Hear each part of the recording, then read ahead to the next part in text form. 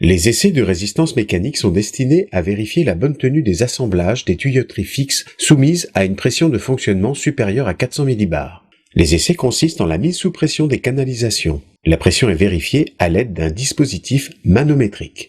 Les essais de résistance mécanique s'appliquent aux tuyauteries et organes de coupure à l'exclusion des détendeurs régulateurs, des limiteurs de pression, des limiteurs de débit, des appareils de coupure automatique, des compteurs.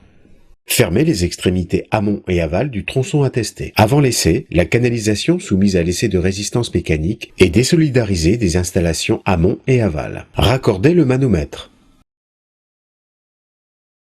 Mettre le circuit en pression. Suivre les recommandations des règles de l'art pour connaître les conditions d'essai de votre installation. Pression d'essai, caractéristiques du manomètre, temps de stabilisation, durée minimale de l'essai.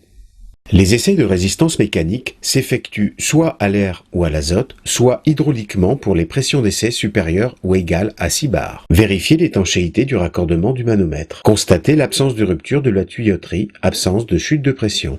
La mise en œuvre des matériels d'essai peut nécessiter le démontage d'un raccord mécanique. Il est important de veiller lors du remontage à la vérification de l'état du joint et à son resserrage modéré sans écrasement, puis de contrôler l'absence de fuite après mise en gaz. Il y a lieu de purger les canalisations à la fin de l'essai. L'essai de résistance mécanique doit toujours précéder l'essai d'étanchéité.